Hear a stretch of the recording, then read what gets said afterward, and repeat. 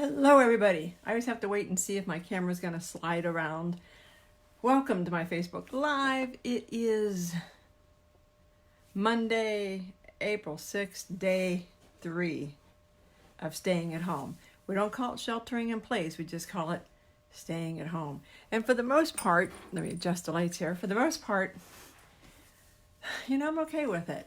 I have everything. I've always said my whole office has been set up to work at home. And everybody's always like, wow, you have this huge office. I'm like, I don't know. I just want everything set up to work at home. So all the work I've put in to make sure all of our databases, everything's online has paid off because we are still able to communicate with each other. We're still active. We're still working, 6-7 hours a day. My time mostly is with legislative issues, talking to the governor, etc. Now, before I get into my path back to God, I do want to say that I am going to start, I'm filming the videos now, my how to start your online class, my 5 days to start your online class, because e-commerce, out of all this, the world is going to definitely change. And one of the parts that's going to change is e-commerce. Retail is going to continue to shrink and continue to shrink. Those people that are online are going to win. And I have spent, all week, last week and this week, coaching 6 different women on how to move their business online. If you're interested in coaching with me, reach out to me on direct message. My coaching rates are $197, but I have been dropping my price because I'm sympathetic to those of you that, I have a full-time job and a side hustle, so I'm sympathetic to you guys that are not, as blessed as I've been. Now, to talk about God. I have, I was raised Catholic. I did the catechism, the communion, the confirmation since I was a child, and I've never been able to figure this out. And even now, when I've been having these deep conversations with God, I can't quite get an answer on why I never believed. I would sit in church and I would look at the priest and think, this just isn't working for me. My mother was a catechism teacher. She was devoutly Catholic. So I always went to church with her. My dad was a Methodist, so he got not to go. Very bad English there, but he didn't have to go, so I would always be her church wing person. And I would sit there and, fortunately for me, she found a church, St. Stanislaus something, that had half-hour masses. So I would sit there for a half hour just daydreaming and thinking of all the amazing things I was going to do with my life, but none of them revolved around God. And as I grew up, I just kind of dropped saying it. And if you follow my videos over, the past 4 or 5 years I've done them, I started doing videos back on Periscope days. And, YouTube, I was talking to somebody this morning telling them I'm an early adopter. I have not adopted TikTok. As soon as somebody told me it takes, a half hour to make a 2 to 3 minute video, I was out. I was like, nope, that is never going to happen. I love doing videos. If I have to curate a video and to make it look all goofy and that, I would have to pay somebody because I don't have that level of patience. But if you follow, the early Periscope days and over to Facebook Lives, I have always said universe, I've always said spirit, I've avoided that 3-letter word. And I never could figure out why. I think a lot of it goes back to when you have trauma in your childhood, you think, how? How could this be this holy being if this could happen?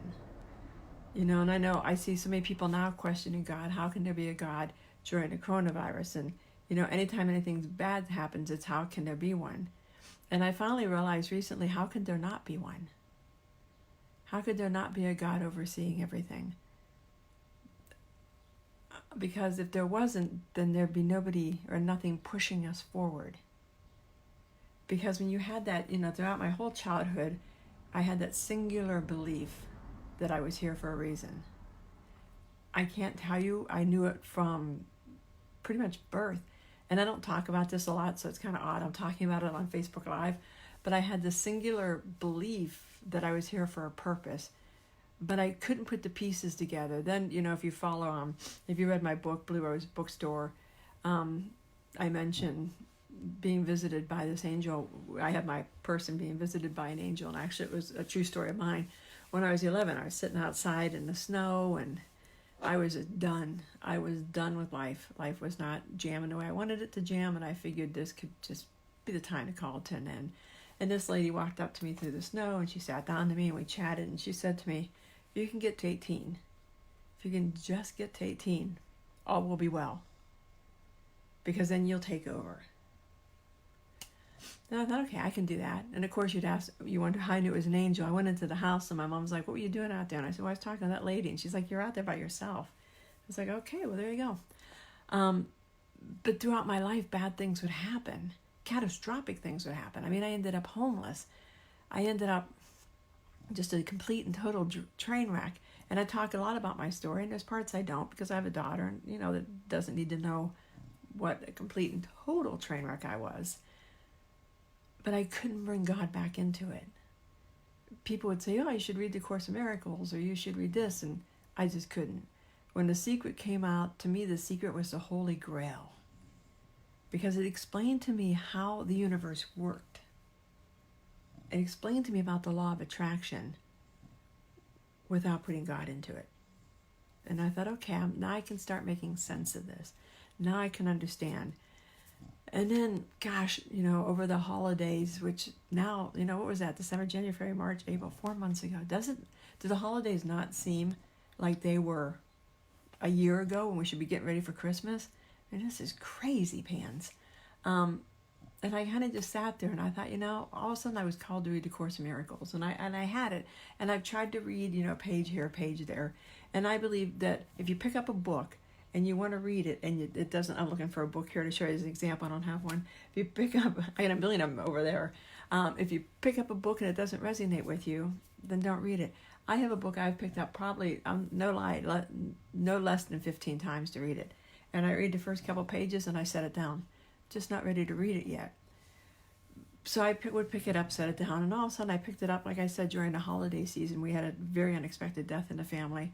And I was just thinking, how can you feel so hopeless that you're willing to commit suicide? How do people get to that level of hopelessness? And I certainly wasn't judging, because you can't judge another person's life. You can't judge how they feel. I mean, I posted Friday that I went and got my hair done, because I knew the governor was going to shut down hair salons. I do that stuff, and Grapevine told me, hey, he's going to shut down hair salons to get ready for the announcement. So I went and got my hair done. And I posted it, and I was surprised at the people, what's Taylor Swift say, the haters gotta hate, that were just pounding on me. You got to stay safe, and you're a jackass if you're going out there. And it was like, you guys, live your life. Don't live other lives. Live your life. Be true to who you are, and let everybody else do their thing. And I know you can say, well, if everybody felt like that, people would be walking around, without masks on. I think if everybody felt like this, we'd have a happier world. People would be more at peace. And yes, they'd have their mask on, and yes, they would be taking care of themselves, but they'd be more at peace. But anyway, the people that came out of the woodwork and just slammed me, and I thought, and actually, this is going to be a post for another day. I realized I am so vanilla on my Facebooks and on social media, and I'm not a vanilla person. I am very much an all over there blah type person. But when you get on my Facebook page, man, it just looks like I'm all buttoned up, and that's just not who I am. And I realized I wasn't being true to me. And when I sat down and, over the past, since Christmas, reading A Course in Miracles and looking at everything, I thought,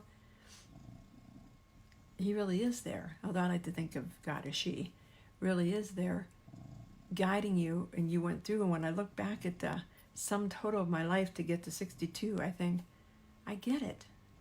I could just see it was like a Jumanji puzzle thing. I can't do Jumanji because I don't see puzzles. I don't see shapes and sizes. But, we were helping my daughter clean out her storage over the weekend, and I saw Jumanji, and it was like, all of a sudden it hit me. That has been my life. And all the pieces, I could just see all the pieces fall together in this beautiful little Jumanji puzzle to bring me to here. And like I said, I've been coaching. I coached 5 or 6 different women over the past week, helping them build their business, helping them, figure out what they should be doing next. And because some of them I knew, I was able to show more of my personality. And I was talking to one yesterday, and she's like, Karen, I've known you forever. And you're usually, so when you coach people, you're so blah, off the wall. And then when you're, when you get on your Facebook Lives, it's, hello, welcome to my Facebook Live. So that's going to come to an end. You're going to start seeing more casual, more ponderous Facebook Lives versus when I would get on Facebook Live and I would have it in my head and I'd get on there and I would talk at a rapid pace. Like if I didn't get it all out, I'd get penalized. So, there's more slower pacing, more thoughtful, more deep, because I want to start stimulating conversations. I want to know what you think about God. I want to know if he's in your life and how you view him and how have you viewed him over your past life. And when you're in front of your audience and you own a business, what do you say? Do you say God? Do you say universe? Do you say spiritual power? Now because of my day job, I still have a tendency to lean universal power, more to be politically correct. But when I'm on these Facebook Lives, then I can just be me. So I kind of want to know what y'all think. Has God been in your life from the get? Have you had issues and challenges with it? Or have you just been one of those blessed true believers? And I think part of it too, I'm 62. So when I was in high school, Jesus Christ Superstar came out. Godspell came out, which I love both of those. Jesus Christ Superstar loved, came out. And, all of a sudden these Bible studies were being formed. And in my high school, you were either a Jesus freak. If you read the Bible, you are now a Jesus freak. And in some circles, that was deemed okay, and some weren't. Now, when I was in high school, I never was really in one particular group. I just floated amongst all of them. I was just friends with everybody. I didn't care who you were. If you were a jock, that was great. If you were a cheerleader, I was good with that. If you were a smoker, I was good with that because I was a smoker. If you were a druggie, I was good with that. I was good with anybody. I just had that personality that could just float around and have a great time. And now, Pam says the challenges were huge. If you watched last week, my episode 13 podcast, Blue Rose podcast, Pam was a guest on it. You really need to listen to her. Her story is phenomenal. And we just scratched the surface. I could have talked to her for hours on her journey. And I may bring her back because there was a lot of unsaid that I'm sure she didn't want to talk about, but those are the pieces I always want to talk about. When somebody says, well, I really don't want to talk about it, to me, that's what the gold is, folks. If there's something you don't want to talk about, that is where your gold is, right there, right in that spot. Because we all have that thing. It's like, and bingo, that's where your gold is. But, so it was considered, my parents were like, would turn their nose up at the Jesus freaks. Now, there was also during Kent State, and I can remember arguing with my father over Kent State. So it was, during Women's Lib and, Jesus Christ was coming into things. And I think in my head, I just mumbled it all together and thought, you know what? I think the path of least resistance in this household is just to tap the brakes on all of this and join the military and move on. Now, I've always been a women's libber. I always will be. I believe in equal pay for women. I believe that women should take their rightful part in leadership. Anything I can do to get women to step up. And I think that's why I love online so much, because it's the great equalizer. Because when you're online, nobody knows really. I mean, I sit here in a cute little top, if I must say, enjoy, and underneath I have on shorts and tennis shoes. Online's a great equalizer. I mean, I know people that are online and they'll show their videos, and I was listening to this person, Sunny Lazzarini, no justice to her name, and she was talking, she's got like 1 million followers on YouTube and making probably $3-4 million a year. And somebody said, oh, is that where you do your videos at, that beautiful background? And she's like, no, that's just wall art. It's just a wall art behind me. And I sat there and I thought, you're making millions and you do your video in a little corner with wall art. I love that. That's just being real. I mean, I have this nice little corner here. It looks all coiffed, and I am surrounded, one of these days I'll show you guys, by boxes and boxes out of storage units because we're doing our remodel. We're remodeling our patio, then the shed, and I attribute some of this remodeling to God. Because in A Course in Miracles, I learned that everyone's entitled to miracles. Everyone is entitled to a miracle. Doesn't mean you're going to get the miracle you want, but you're going to get the miracle you need. And I have always been asking, I'd love to redo the house.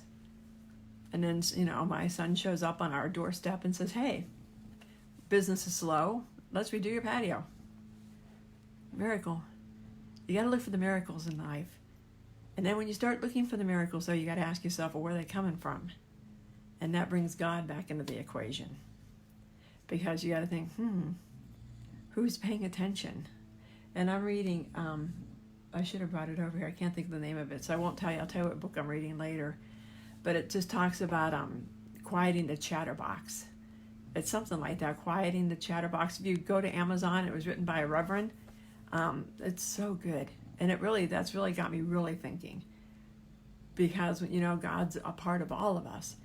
And we all have so much potential. And we only scratch the surface of our potential. We don't follow our potential. And I realized over the past couple weeks that I was here to do more. And I kind of, I guess, got comfortable. Got content. And that's not how I want to be. If I have to help 1 million women find their why, find their blue rose, find who they're meant to be. And the only way we can do that is helping them look within at what's their God spark. What is their purpose? What is their gift? And that's, part of the online training that I'm going to start doing.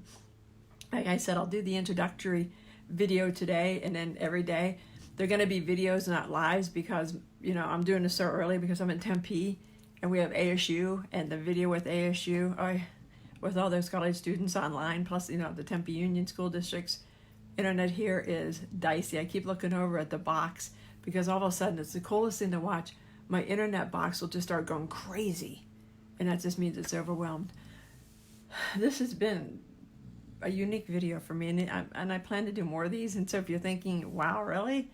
But I just want to be more chatty, more conversant, more real, more true to who I am.